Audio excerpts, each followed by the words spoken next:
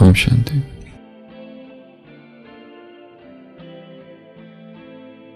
The awakened soul would not love to keep any secrets. The awakened soul is an open book. Nothing is secretive about him. The awakened soul would not have fears. So even if the secrets are shared, he remains intact, unharmed, unscathed.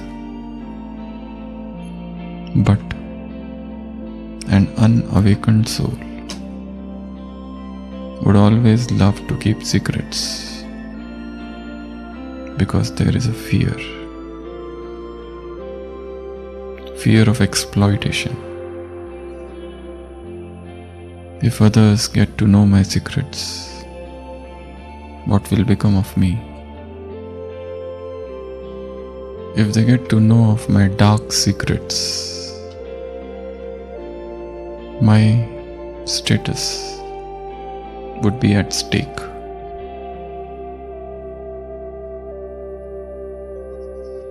My impressions in their mind would get stained. But as you climb the ladder of spirituality, as you move ahead, gradually you realize now there is nothing to hide. The more the consciousness becomes pure and transparent, secrets don't remain secret. Rather, you love to share them. What I have achieved, let everyone achieve. What I have got, let that secret, let that truth come to everyone. The deep realizations which are mine should become the realizations of every soul. Spirituality is about knowing the secrets. Secrets about your own being. Secret about this world drama. Secret about the strange and weird happenings. Secret about God. Secret about the past happening, the present and the future. The more I know, the more the fear goes away. In fact, the only way to become fearless is to know. When you have half knowledge about things, you fear. Complete knowledge leads to fearlessness. Because in knowledge there is abhayam, no fear. It's only when you have half knowledge about things, half-baked knowledge, half-understood knowledge, ill-understood knowledge, that a sense of trepidation arises. Otherwise, there is no need for fear. Otherwise, there is no need for insecurity. When you know things fully, fear goes away. When knowledge becomes perfect, fear drops on its own. That's why there should be a perpetual search for knowledge. There should be an intense thirst to know more. And knowledge we don't just acquire by reading, by listening, by discussing, by writing, by churning. These are direct means of knowledge. But the real knowledge comes when you are in communion with the highest source of knowledge. In fact, meditation is the method to acquire knowledge. Humility is the method to acquire knowledge. Inquisitiveness, curiosity, intense thirst leads to knowledge. Calm down the mind. Stop the upheaval. Don't churn upheaval, churn knowledge. That leads to knowledge. Rather than calling it knowledge, it would be more of wisdom. The pragmatic form of knowledge is called wisdom. When the knowledge translates into practice, it is wisdom. When the knowledge percolates through experience, sharpened by practice, it becomes wisdom, vivek. So it's a journey from mere information to knowledge, from knowledge to experience, and from experience to wisdom. And from wisdom, there is yet another word in Sanskrit, pragya. Pragya is the highest form of knowing. Pragya cannot be attained through scholarship, through material education. Pragya is the blooming of consciousness. It is the flowering of wisdom. It is the highest state where there are no secrets, where there is no fear, and only a few souls achieve to the stage of pragya, the real awakening. So we are towards the fag end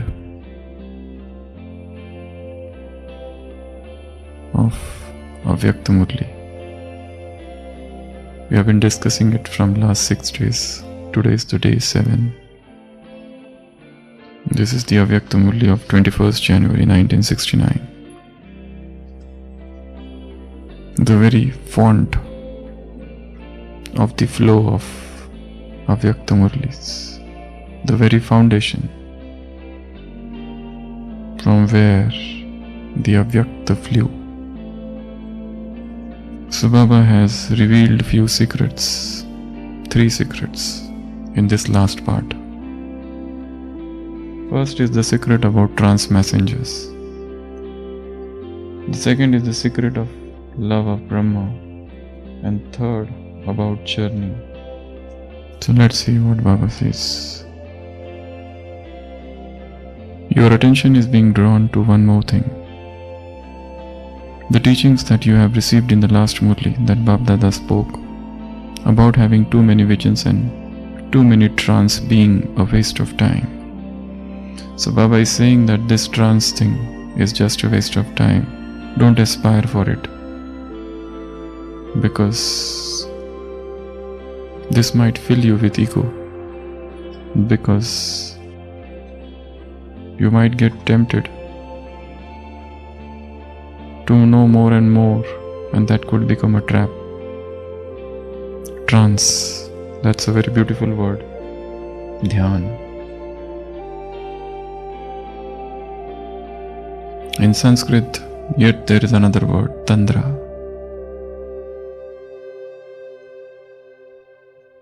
A trance-like stage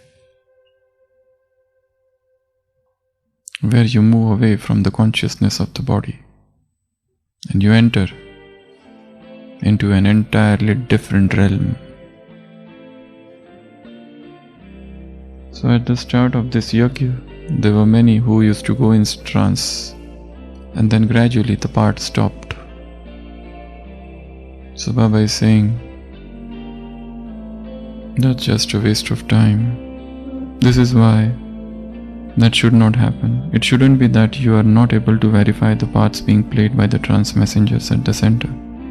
This is why you will receive directions through which trance messengers, Didi and Kumaka, who are the instrument, appoint as instruments. For this part also the significance will be clarified by whosoever they make the instrument. In the last Murli, there was direction that to go into the heaven at the time of offering bhog is a waste of time, because that isn't the time to be wandering around. Now you have to give the proof of constantly staying on the pilgrimage of remembrance and inculcating the teachings that you have received into your practical life. So Baba is saying, don't give too much attention to this trance thing. The most important thing is the pilgrimage of remembrance, because only some will be given this part of trance. And don't think that those who are going in trance are ahead of you. Don't think that those who are going in trance are better yogis or greater yogis than you. They have been given that part. And only few chosen are given that part. Why they are given is difficult to say. But it's their part. It is their job. It is their duty. So they drop. There is no question of dropping the body. Everything happens in the consciousness itself. They often ask, what happens? Did the Sandeshi go to the subtle world? But who goes? The gross body is in front of you. So definitely gross body is not going. Soul, does it travel to the subtle world? Impossible. The soul, if it goes out of the body, it is known as death. So it is not death. Can soul travel? Can subtle body travel without soul? So there are many questions like this. So rather than any travel anywhere, it is just the merging and emerging of consciousness here only. Nobody is traveling anywhere. Gross body, subtle body or soul, all three are here only. Nobody is traveling. It is all the merging and emerging of consciousness. This consciousness is merged and that consciousness is emerged. Where the Sandeshi sees the subtle world or Paramdham or Golden Age or the destruction, anything. There is always a desire for 5 types of visions. What are they? Every soul wants to have that 5 types of visions. The first, subtle world. Second, Paramdham. Third, Golden Age. Fourth, the great destruction. And fifth, your own past births. Everybody feels that I should know this. At least once let me see how is Paramdham. Let me have a vision of the subtle world. Let me see how the Golden Age is. Let me know all my past births. It's good that you have not known your past births. If a husband gets to know that his wife was his mother in the past birth, it will be a difficult job for him. Or if a mother gets to know that her child was her father-in-law in the previous birth, the things would become topsy-turvy. So better, good that we have not known our past births. What about destruction? Probably you will become more afraid. And what is there to see? What do you want to see? The volcanoes, the earthquakes. What do you want to see? Paramdham, the Golden Age.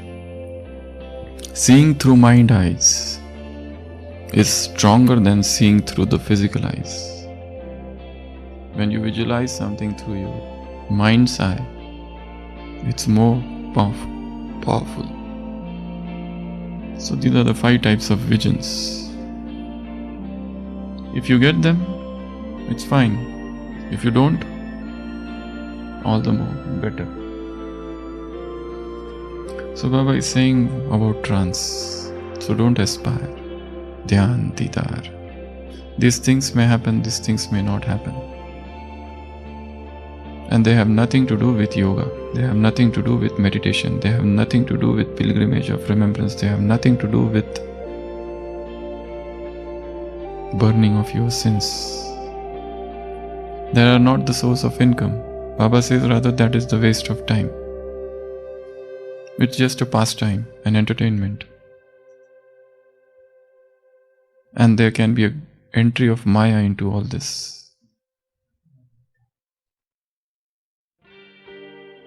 That's why nowadays there is hardly any such part. Probably this part will begin in the end, when each one of us would become a trance messenger, when each one of us would get to know what he is going to become in future. We'll have visions of golden age. So whether you get any vision or not, it has nothing to do with your spiritual progress. If you feel that the more visions I am getting, I am progressing spiritually, this is a sweet illusion. There are people who come and say that when we come to Madhuban, we see Brahma. Brahma is standing here and Brahma is standing there. We get visions of this and that. It's fine, keep your visions to yourself. Don't exhibit it. Don't showcase them. Keep them secretive. Otherwise, you will become proud.